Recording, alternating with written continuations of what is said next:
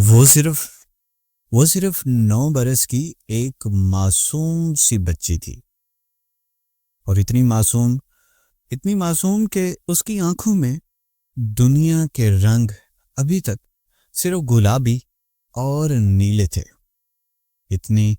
اتنی نادان کہ اسے لفظ خطرہ کا مطلب بھی معلوم نہیں تھا، اور اتنی ننھی کہ اس کے ہاتھوں میں پکڑی گڑیا اس کے وجود سے زیادہ بھاری لگتی تھی۔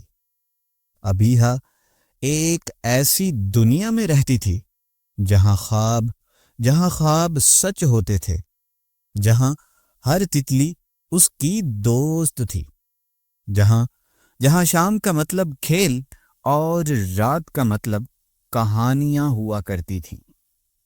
اسے یہ معلوم ہی نہیں تھا کہ دنیا میں کچھ لوگ ایسے بھی ہوتے ہیں جو بچپن کو کچل کر، خوابوں کو بیچ کر اور معصومیت کو نوچ کر زندہ رہتے ہیں۔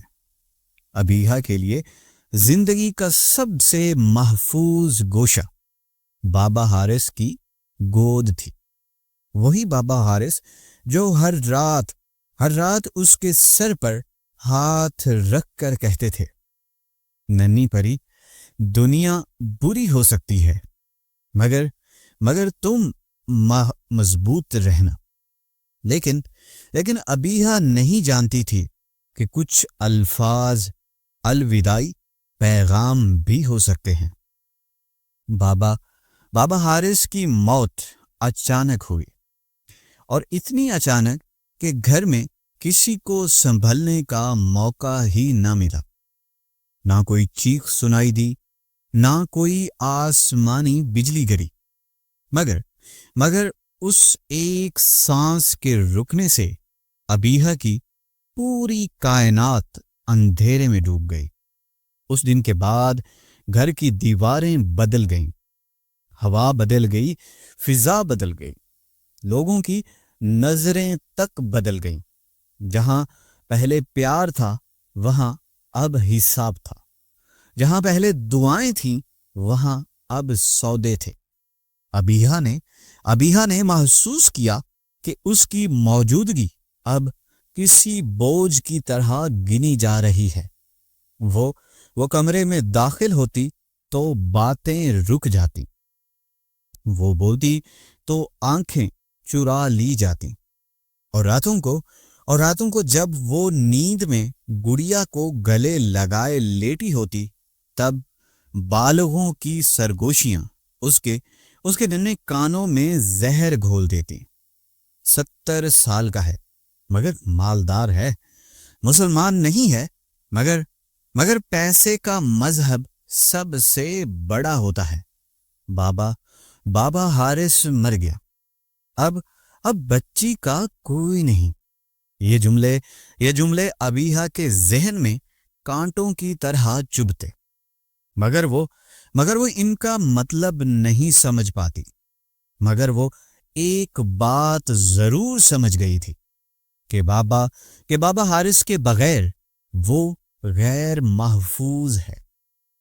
ایک رات اس نے دیکھا کہ اس کے چچا نے پیسوں کی گڈی ہاتھ میں پکڑی ہوئی ہے، اور اس کی چچی خاموش بیٹھی رو رہی ہے۔ ٹھیک اسی لمحے ابیہا نے پہلی بار یہ محسوس کیا کہ آنسو ہمیشہ کمزوری کی علامت نہیں ہوتے، کبھی کبھی وہ جرم کی گواہی بھی ہوتے ہیں۔ ٹھیک اگلی صبح ابیہا کی چوڑیاں اتار لی گئیں۔ اب تم بڑی ہو رہی ہو، یہ جملہ اس کے لیے اجنبی تھا، کیونکہ وہ جانتی تھی کہ وہ ابھی بڑی نہیں ہوئی۔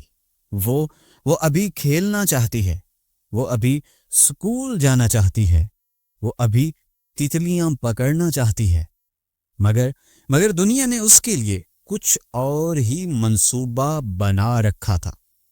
اس کے بال سختی سے کھینچ کر باندھے گئے، اور اس کے کپڑے بدلے گئے، اور اسے بار بار بتایا گیا کہ وہ خوش نصیب ہے۔ خوش نصیب ایک ایسا لفظ جو اس کی معصوم روح کے لیے زہر بن چکا تھا۔ تیسرے دن جب سب لوگ بابا حارث کو بھولنے کی تیاری کر رہے تھے، ابیہا نے انہیں یاد کرنے کا فیصلہ کیا۔ وہ چپکے سے ان کے کمرے میں داخل ہوئی۔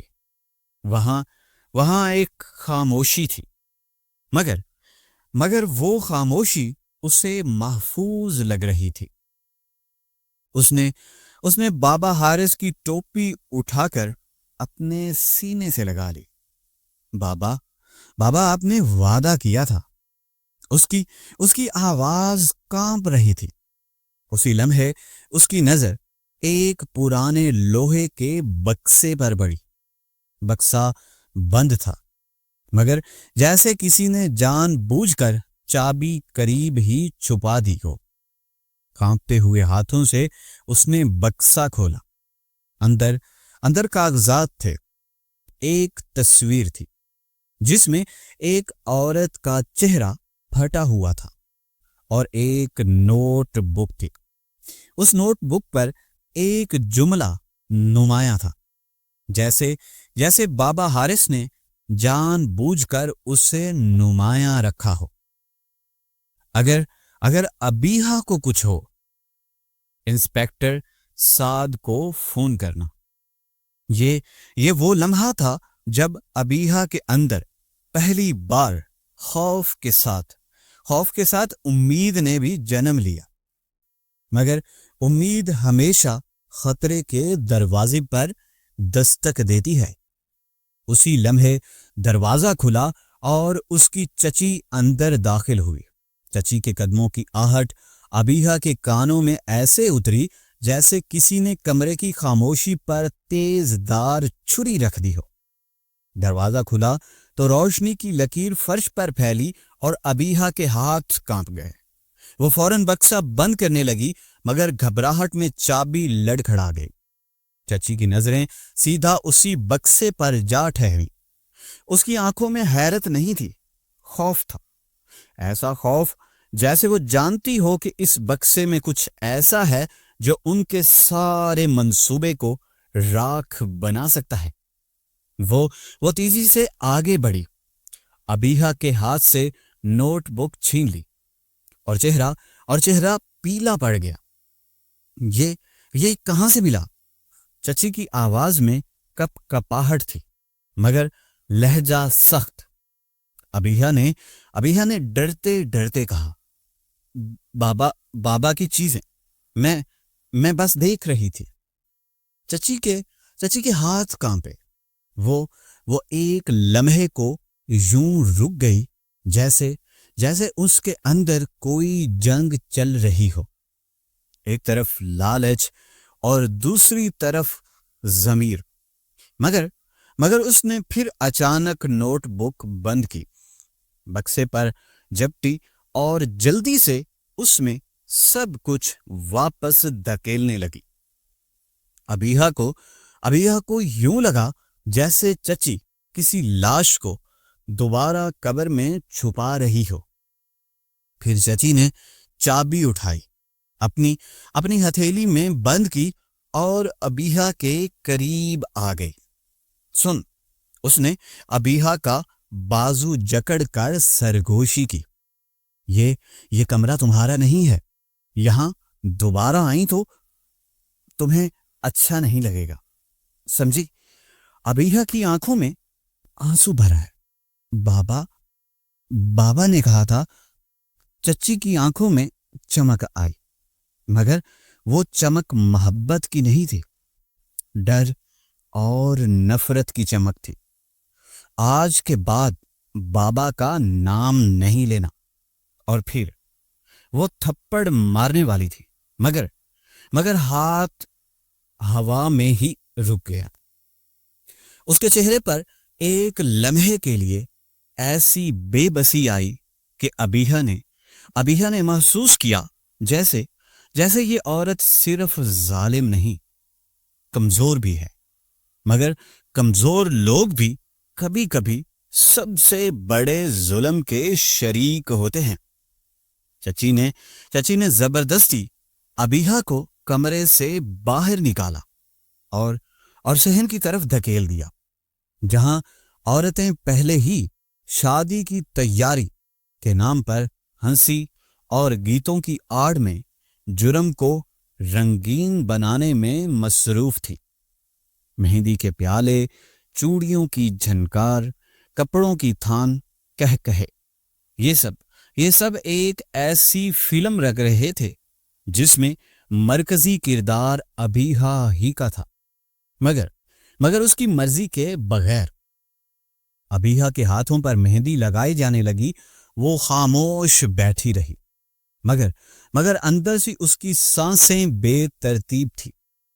اس کے ذہن میں صرف ایک جملہ گونج رہا تھا، اگر ابیہا کو کچھ ہو انسپیکٹر کو فون کرنا۔ لیکن وہ فون کیسے کرے؟ کس فون سے؟ کس سے مدد لے؟ وہ بچی تھی، اس کے پاس اختیار نہیں تھا، مگر اس کے پاس ایک چیز ضرور تھی، بچوں والی معصوم سمجھ، جو کبھی کبھی بالغوں کی مکاری سے بھی زیادہ تیز ہوتی ہے۔ اس نے غور کیا کہ چچا کا فون اکثر رات کو صحن میں چارجر پر لگا رہتا ہے۔ اگر وہ اسے ہاتھ لگا لے، اگر وہ نمبر ملا لے تو شاید اس کے اندر امید کی چھوٹی سی چنگاری روشن کر دی۔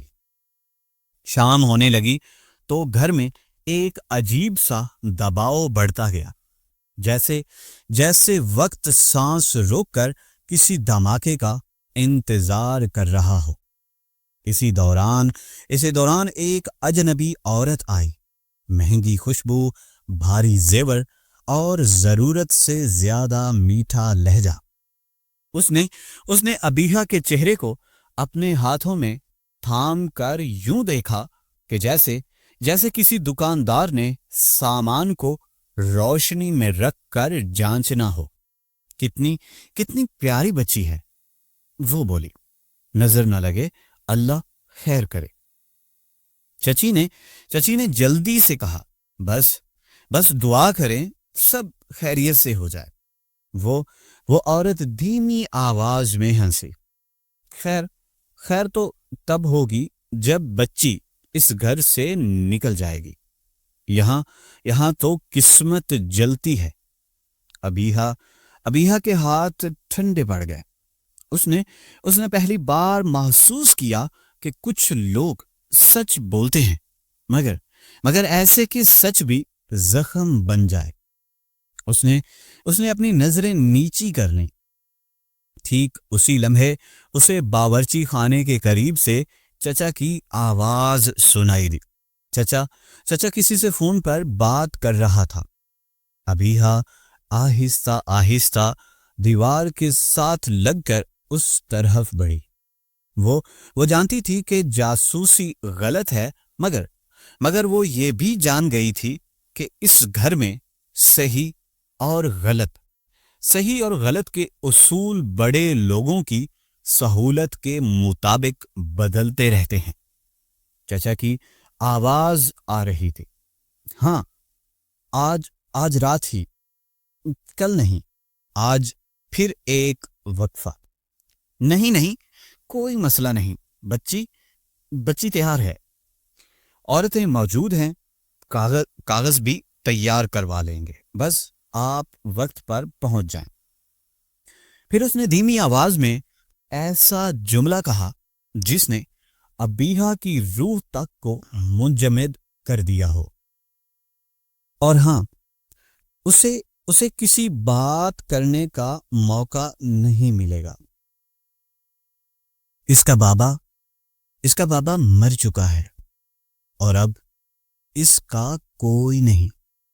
یہاں تک سنتے ہی ابیہا نے اپنے منہ پر ہاتھ رکھ لیا تاکہ اس کی سسکی باہر نہ نکلے۔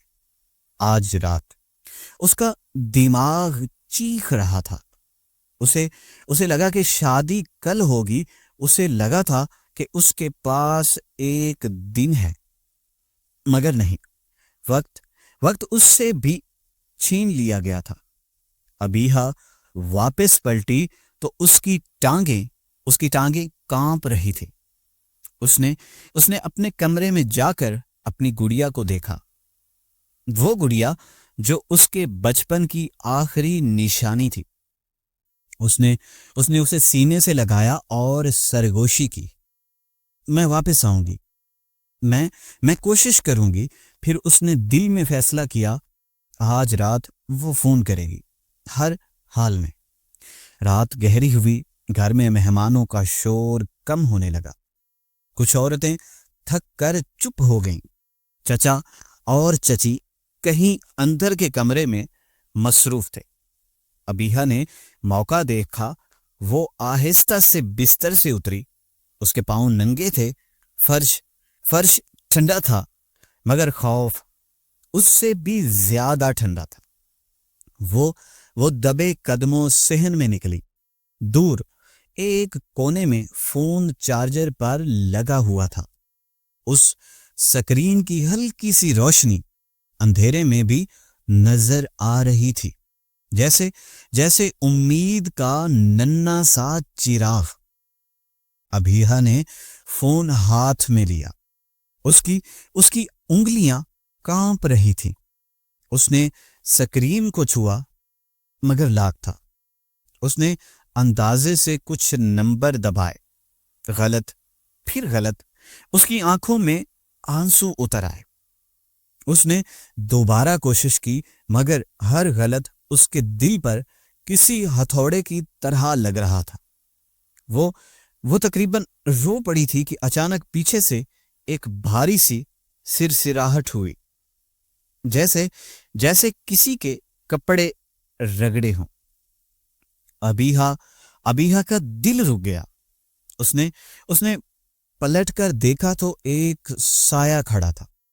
چچا، وہ کانپتی ہوئی بولی. سایہ آگے بڑھا. چاندنی میں چہرہ روشن ہوا، مگر وہ چچا نہیں تھے. وہ نانی رخسانہ تھی. بوڑھی عورت کے چہرے پر عجیب سی سختی تھی، جیسے وہ زندگی بھر کے درد کو ایک ہی نظر میں سمیٹے بیٹھی ہو. اس نے ابیحا کے ہاتھ سے فون آہستگی سے لیا، جیسے وہ جانتی ہو کہ ابیحا یہ کام اکیلے نہیں کر سکتی. نانی رخسانہ نے ایک لمحہ ابیحا کی آنکھوں میں دیکھا اور پھر سرگوشی کی. ایسی سرگوشی جو صرف الفاظ نہیں، قسمت بدل دینے والا اعلان تھا. تمہارے بابا کو قدرتی موت نہیں آئی، انہیں راستے سے ہٹایا گیا تھا. ابیحا کی سانس اٹک گئی. کون؟ کیوں؟ نانی رخسانہ نے اپنے ہونٹ بھینچ لیے، جیسے سچ کہنا بھی آگ ہو. کیونکہ تمہیں بچانے کی کوشش کر رہے تھے مجھ سے. ابیحا کی آواز ٹوٹ گئی اور وہ بول نہیں پا رہی تھی. اس بوڑھے سے اور اس سے بھی بڑے خطرے سے. نانی نے آہستہ سے کہا. ابیحا نے روتے ہوئے کہا، میں بچ جاؤں گی نا. نانی رخسانہ نے پہلی بار نرم لہجہ اختیار کیا. اگر تم نے میری بات مانی تو ہاں. پھر اس نے فون کو دیکھا اور کہا، یہ لاک میں کھول دوں گی، مگر یاد رکھو آج کی رات صرف شادی کی رات نہیں، یہ شکار کی رات ہے. نانی رخسانہ نے چند لمحوں میں فون ان لاک کر لیا، جیسے وہ برسوں سے اس گھر کے راز جانتی ہوں. ابیہا حیران رہ گئی. نانی نے نمبر ملایا، وہی نمبر جو نوٹ بک میں تھا.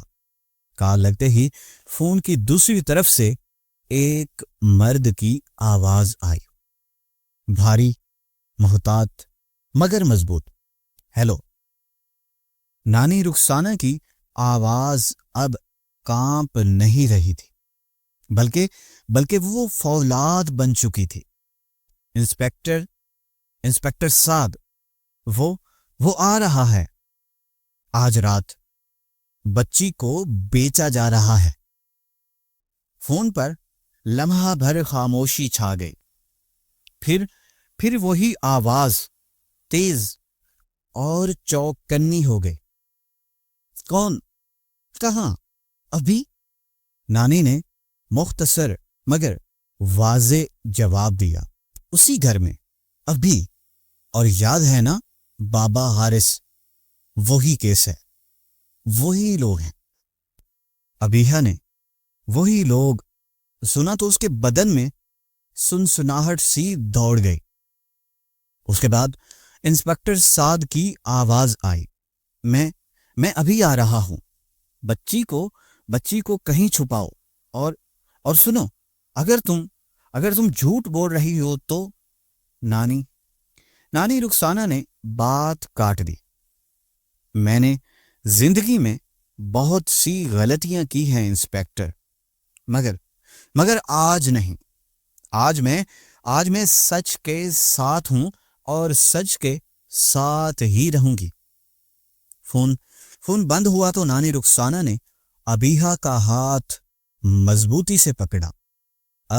اب سنو، نانی نے کہا، یہاں سے نکلنے کا راستہ ایک ہی ہے، اور وہ راستہ اندھیرے سے گزرتا ہے.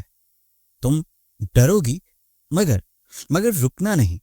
تم رو گی مگر واپس نہیں جانا.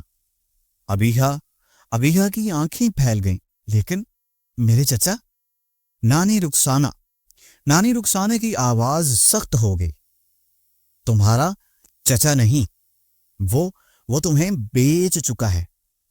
ٹھیک اسی لمحے گھر کے گیٹ کے باہر دور سے گاڑی کے آنے کی آواز سنائی دی.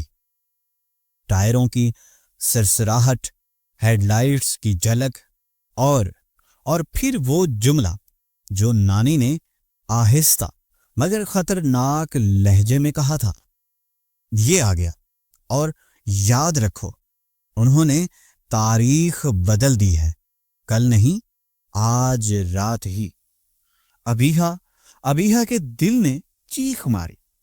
اس نے نانی رخسانہ کی چادر پکڑ لی، جیسے وہی آخری سہارا ہو.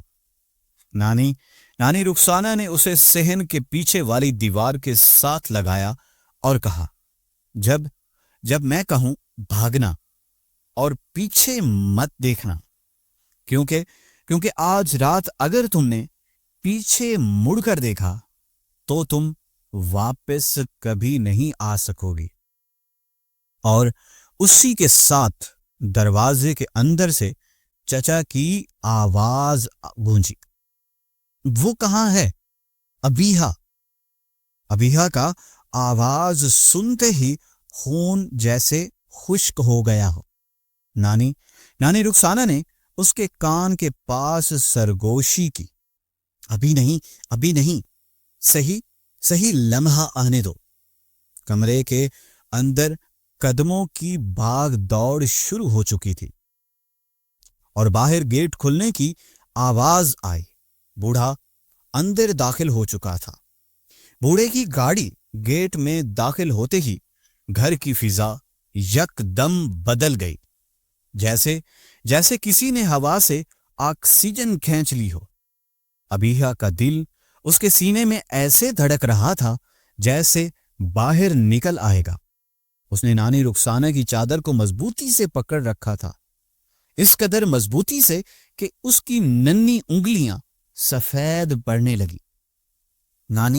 نانی رخسانہ کی آنکھیں گیٹ پر جمی تھیں.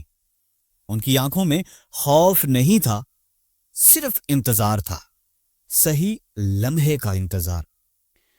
بوڑھا لاٹھی ٹیکتا ہوا اندر آیا۔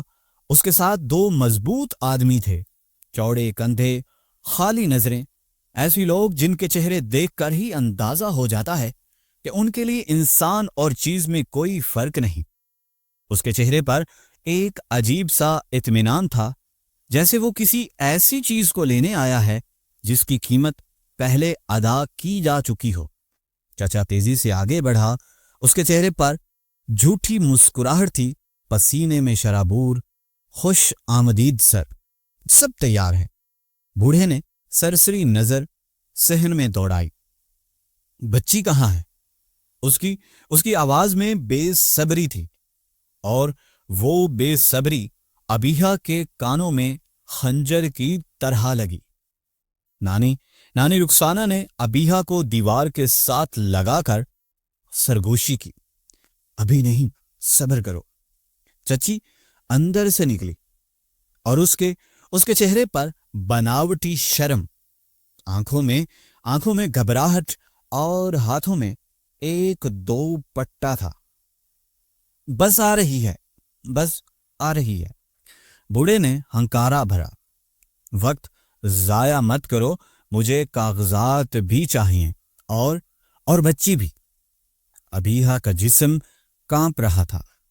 اسے ایسا محسوس ہو رہا تھا جیسے وہ کسی بھی لمحے چیخ پڑے گی، مگر نانی رخسانہ نے اس کے منہ پر آہستہ سے ہاتھ رکھ دیا۔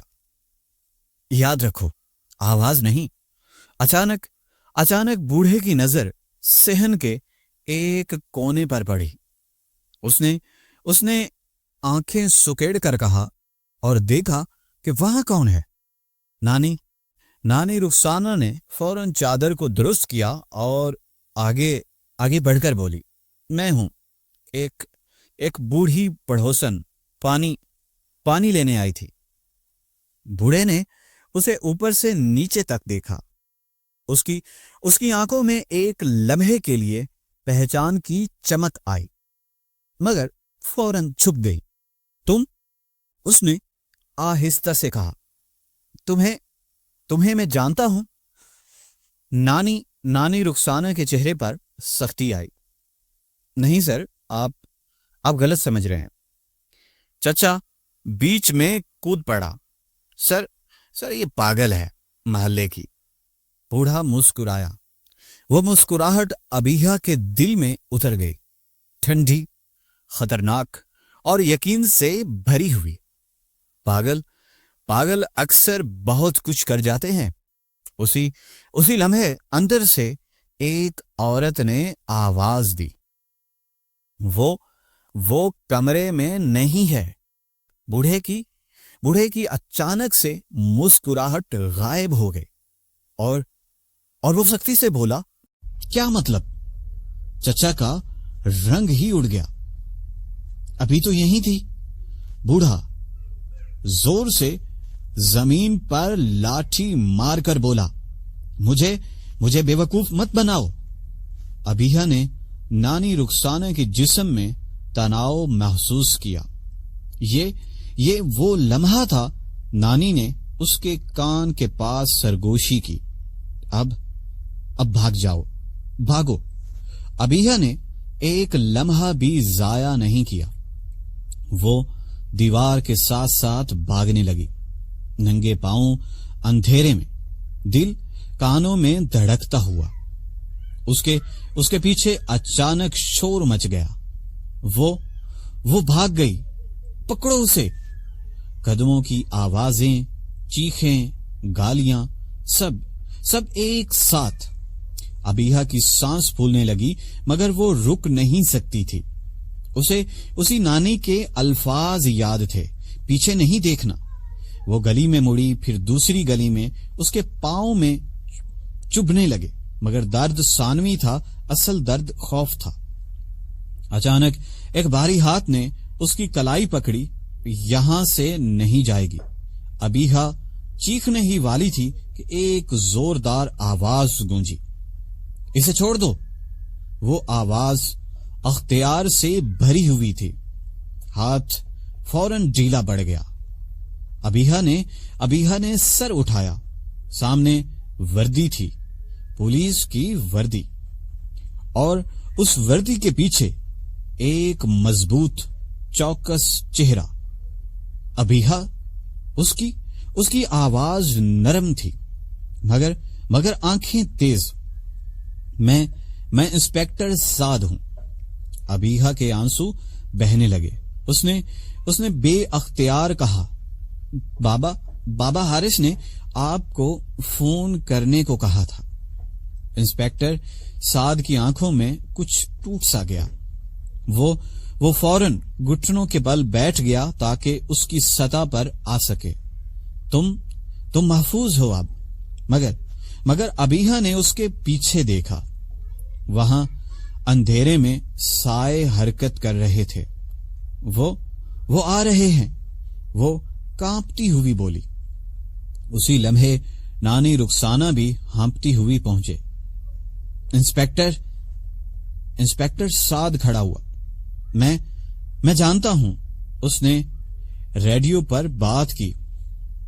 یونٹ 4 گلی نمبر 7 ابھی۔ چچا اور بوڑھے آدمی بھی وہاں پہنچ چکے تھے۔ بوڑھا لاٹھی ٹیکتا ہوا آگے آیا۔ اس کے چہرے پر غصہ نہیں تھا، یقین تھا۔ انسپیکٹر سعد، اس نے اس کا نام لے کر پکارا جیسے اسے پہلے سے ہی جانتا ہو۔ آپ دیر سے آئے ہیں۔ انسپیکٹر سعد نے قدم آگے بڑھایا اور ابیہا کو اپنے پیچھے کر لیا۔ دیر؟ اس نے سرد لہجے میں کہا۔ میں وقت پر آ گیا ہوں۔ بوڑھا ہنسا۔ یہ بچی میری ہے، میرے پاس کاغذات ہیں۔ انسپیکٹر سعد نے بھی ہنسی جیسے چیز کی، مگر آنکھوں میں آگ تھی۔ اور میرے پاس ایک فائل ہے، بابا حارث کی فائل۔ بوڑھے کے چہرے پر پہلی بار واضح تبدیلی آئی۔ ایک پل کے لیے اس کی آنکھوں میں خوف جھلکا۔ وہ شخص بہت زیادہ جانتا تھا۔ انسپیکٹر سعد نے بات مکمل کی، اسی لیے مار دیا گیا۔ گلی میں خاموشی چھا گئی۔ نانی رخسانہ کی سانس رک گئی۔ چچا پیچھے ہٹنے لگا۔ بوڑھے نے لاٹھی زمین پر ماری۔ الفاظ کا خیال رکھو، انسپیکٹر سعد نے سختی سے کہا۔ الفاظ نہیں، ثبوت ہیں۔ اسی لمحے پولیس کی مزید گاڑیاں بھی پہنچ گئیں۔ سائرن کی آواز نے فضا چیر دی۔ بوڑھے آدمی پیچھے ہٹنے لگے۔ چچا کے ہاتھ کانپ رہے تھے۔ اس کے بعد انسپیکٹر سعد نے حکم دیا، ان سب کو حراست میں لے لو۔ اس پر بوڑھا اطمینان سے مسکرایا۔ تم سمجھتے ہو کہ یہ سب ختم ہو گیا؟ اس نے آہستہ سے ابیہا کی طرف دیکھا۔ تم جانتے ہو یہ بچی کیوں قیمتی ہے؟ انسپیکٹر سعد کی آنکھیں تیز ہو گئیں۔ خاموش رہو۔ بوڑھا جھکا اور دھیمی آواز میں بولا، کیونکہ یہ صرف بچی نہیں ہے، یہ ایک راز ہے۔ نانی رخسانہ کا چہرہ سفید پڑ گیا۔ نہیں، اس نے بے اختیار کہا۔ انسپیکٹر سعد نے اس کی طرف دیکھا۔ آپ جانتی ہیں؟ نانی رخسانہ کی آنکھوں میں آنسو آ گئے اور وہ رونے لگی۔ ہاں، میں جانتی ہوں، یہ بچی وہ نہیں ہے جو سب سمجھتے ہیں۔ انسپیکٹر سعد نے ابیہا کو دیکھا۔ ابیہا، اس نے آہستہ سے کہا، ممکن ہے یہ تمہارا اصل نام بھی نہ ہو۔ ابیہا کو لگا جیسے زمین ہی گھوم گئی ہو۔ میں کون ہوں؟ ٹھیک اسی لمحے بوڑھے کو پولیس گاڑی کی طرف لے جایا جا رہا تھا۔ وہ مڑا اور مسکرا کر بولا، سچ سچ ہمیشہ وقت پر ظاہر نہیں ہوتا، اور جب ہوتا ہے تو بہت خون مانگتا ہے۔ پولیس گاڑی کا دروازہ بند ہوا مگر خطرہ بند نہیں ہوا تھا۔ انسپیکٹر نے نانی رخسانہ کی طرف دیکھا۔ اسے اسٹیشن لے کے چلتے ہیں۔ نانی رخسانہ نے ابیہا کو سینے سے لگا لیا۔ یہاں نہیں، یہ جگہ محفوظ نہیں ہے۔ ابیہا نے آخری بار اس گھر کی طرف دیکھا، وہ گھر جو کبھی اس کا تھا اور اب اس کا دشمن بن چکا تھا۔ اس نے آہستہ سے پوچھا، بابا حارث نے کیا چھپایا تھا؟ نانی رخسانہ کی آواز لرز گئی۔ ایک ایسی حقیقت جس کے لیے لوگ بچیوں کی زندگیاں خریدتے ہیں، اور اسی لمحے کہیں دور اندھیرے میں کسی نے فون ملایا۔ وہ بچی ہمارے ہاتھ سے نکل گئی ہے۔ دوسری طرف خاموشی رہی، پھر ایک سرد آواز آئی، کوئی بات نہیں، کھیل ابھی ختم نہیں ہوا۔ پولیس اسٹیشن کی عمارت اس رات غیر معمولی طور پر خاموش تھی، مگر وہ خاموشی سکون کی نہیں تھی بلکہ طوفان سے پہلے کی تھی۔ فلورسنٹ لائٹ کی سفید روشنی ابیہا کی آنکھوں میں چبھ رہی تھی۔ وہ لکڑی کے بینچ پر بیٹھی ہوئی تھی۔ نانی رخسانہ نے اپنی پرانی چادر اس کے گرد لپیٹ رکھی تھی، جیسے وہ اسے نہ صرف سردی سے بلکہ دنیا سے بھی بچانا چاہتی ہوں۔ ابیہا کا جسم تھکن سے کانپ رہا تھا مگر اس کا دماغ جاگ رہا تھا، حد سے زیادہ جاگ رہا تھا۔ ہر آواز، ہر قدم، ہر دروازے کے کھلنے بند ہونے کی آواز اس کے اندر نیا خوف جگا دیتی تھی۔ انسپیکٹر سعد میز کے اس پار کھڑا فائلوں میں سر جھکائے تھا۔ وہ فائل جو بابا حارث نے اپنی جان دے کر محفوظ رکھی تھی اب کھل چکی تھی۔ کاغذات پر تاریخیں تھیں، نام تھے، مہریں تھیں، اور ہر چیز ایک ایسی سچائی کی طرف اشارہ کر رہی تھی جو صرف ایک جرم نہیں بلکہ پورا نظام تھا۔ انسپیکٹر سعد نے گہری سانس لی اور نظریں اٹھا کر ابیہا کو دیکھا۔ اس نظر میں ہمدردی بھی تھی، خوف بھی، کیونکہ وہ جانتا تھا کہ اس بچی کو سچ بتانا اس سے بچانا بھی ہو سکتا ہے اور خطرے میں بھی ڈالنا۔ ابیہا، اس نے آہستہ آواز میں کہا، جیسے لفظوں کا وزن تول رہا ہو، جو کچھ میں تمہیں بتانے والا ہوں وہ آسان نہیں ہوگا۔ ابیہا نے نانی رخسانہ کی طرف دیکھا۔ نانی کی آنکھیں بند تھیں، جیسے اس لمحے سے برسوں سے ڈر رہی ہوں۔ بابا حارث تمہارے والد نہیں تھے، انسپیکٹر سعد نے کہا۔ یہ جملہ ہوا میں معلق ہو گیا۔ ابیہا کو لگا جیسے اس کے کانوں نے سننا ہی بند کر دیا ہو۔ وہ تمہارے صرف محافظ تھے، انہوں نے تمہیں چھپایا تھا۔ چھپایا؟ ابیہا کی آواز کمزور تھی مگر اس میں سوال کی شدت زیادہ تھی۔ انسپیکٹر سعد نے فائل سے ایک تصویر نکالی، وہی پرانی تصویر جس میں ایک عورت کا چہرہ پھٹا ہوا تھا۔ یہ عورت، اس نے تصویر نانی رخسانہ کی طرف بڑھائی۔ نانی نے آنکھیں کھولی، تصویر دیکھی اور پہلی بار اس کے ضبط کی دیوار ٹوٹ گئی۔ وہ رونے لگی، ایسا رونا جو آنسوؤں سے نہیں بلکہ روح سے نکلتا ہے۔ یہ میں ہوں، نانی رخسانہ نے کپ کپاتی آواز میں کہا۔ ابیہا کے دل میں بجلی سی کوند گئی۔ آپ؟ نانی رخسانہ نے سر ہلایا۔ میں وہ عورت ہوں جس نے برسوں پہلے ایک بہت بڑی غلطی کی تھی۔ میں نے ایک نیٹ ورک کے لیے کام کیا تھا، بچوں کی خرید و فروخت، شناختوں کی تبدیلی، طاقتور لوگوں کی خواہشات پوری کرنا۔ ہر لفظ ابیحا کے دل پر ضرب بن کر پڑ رہا تھا۔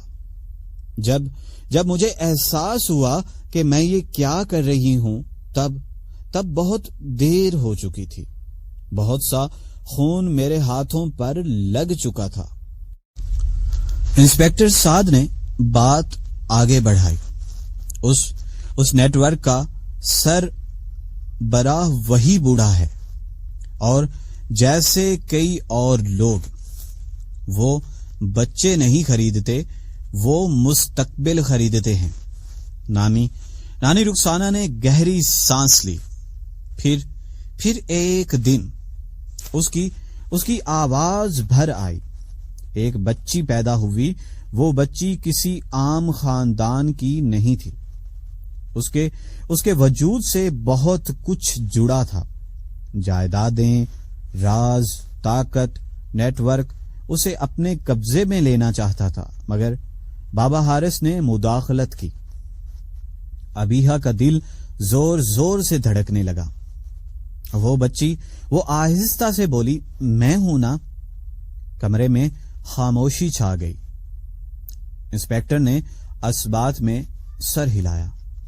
ہاں، تم وہی بچی ہو۔ ابیحا کی آنکھوں سے آنسو بہنے لگے۔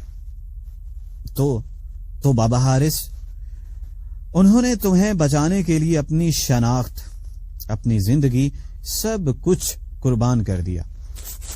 انسپکٹر سعد نے کہا۔ جب نیٹ ورک کو شک ہوا کہ وہ تمہیں دوبارہ تلاش کر سکتے ہیں، تو بابا حارث نے ثبوت جمع کرنا شروع کر دیے۔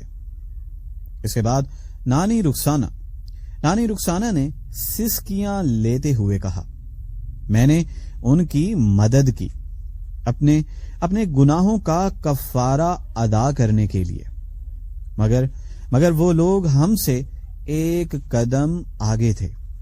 انسپکٹر سعد کی آواز سخت ہو گئی۔ بابا حارث کو زہر دیا گیا، اسے قدرتی موت کا رنگ دیا گیا، کیونکہ وہ بہت قریب پہنچ چکے تھے۔ ابیحا نے چیخنا چاہا، مگر آواز حلق ہی میں دم توڑ گئی۔ وہ نانی رخسانہ کے سینے سے لگ گئی۔ انہوں نے میرے بابا کو مار دیا۔ اسی لمحے باہر سے شور اٹھا، قدموں کی دوڑ، ریڈیو پر چیخیں۔ ایک افسر بھاگتا ہوا اندر آیا۔ سر، اسٹیشن کے باہر مشکوک گاڑیاں دیکھی گئی ہیں اور CCTV فیڈ بند ہو گئی ہے۔ انسپکٹر سعد کا چہرہ سنجیدہ ہو گیا۔ وہ ہمیں ڈرا نہیں رہے، اس نے کہا، وہ پیغام دے رہے ہیں۔ نانی رخسانہ نے ابیحا کو مضبوطی سے پکڑ لیا۔ میں نے کہا تھا نا ننی پری، یہ طوفان ہے۔ انسپکٹر نے تیزی سے حکم دیے، اس بچی کو یہاں نہیں رکھا جا سکتا، اسے محفوظ مقام پر منتقل کرنا ہوگا، وہ بھی ابھی کے ابھی۔ ابیحا نے لرزتی ہوئی آواز میں پوچھا، کیا وہ ہمیں دوبارہ ڈھونڈ لیں گے؟ انسپکٹر سعد نے ایک لمحے کے لیے خاموشی اختیار کی، پھر سچ کہا، وہ کوشش ضرور کریں گے۔ نانی رخسانہ نے ابیحا کے ماتھے کو چوما، مگر اب تم اکیلی نہیں ہو، اب ہم سب جانتے ہیں۔ اسی وقت انسپکٹر سعد کا فون بجا۔ اس نے کال سنی، چہرہ سخت ہو گیا۔ سمجھ گیا، اس نے کہا اور فون بند کر دیا۔ بوڑھا خاموش نہیں رہے گا، اس کے لوگ ابھی بھی آزاد ہیں۔ انسپکٹر نے فائل بند کی اور کہا، یہ جنگ ایک رات میں ختم نہیں ہوگی۔ ابیہا نے آنسو صاف کیے، اس کی آنکھوں میں اب صرف خوف نہیں تھا۔ وہی ننھی بچی جسے بیچا جا رہا تھا اب اندر سے بدل چکی تھی۔ اگر وہ دوبارہ آئیں، اس نے آہستہ مگر مضبوط آواز میں کہا، تو میں نہیں بھاگوں گی، میں سچ کا سامنا کروں گی۔ نانی رخسانہ نے حیرت سے اسے دیکھا۔ بیٹا تم ابھی بچی ہو؟ ابیہا نے سر ہلایا۔ ہاں، مگر میں وہی بچی ہوں جس کے لیے بابا حارث نے جان دی۔ انسپیکٹر سعد نے اس کی طرف دیکھا اور پہلی بار مسکرایا، ایک سنجیدہ باوقار مسکراہٹ۔ شاید یہی وہ بات ہے جس سے وہ ڈرتے ہیں۔ باہر آسمان پر بادل گرج رہے تھے، بارش کے پہرے قطرے زمین پر گرے، جیسے قدرت خود گواہی دے رہی ہو کہ ایک کہانی ختم نہیں ہوئی، صرف نئے باب میں داخل ہوئی ہے، اور کہیں دور کسی محفوظ کمرے میں کسی نے رپورٹ سنی، بچی زندہ ہے، پولیس کے پاس ہے۔ دوسری طرف خاموشی رہی، پھر ایک سرد آواز آئی، زندہ ہونا کافی نہیں ہے، ہم وقت کا انتظار کریں گے۔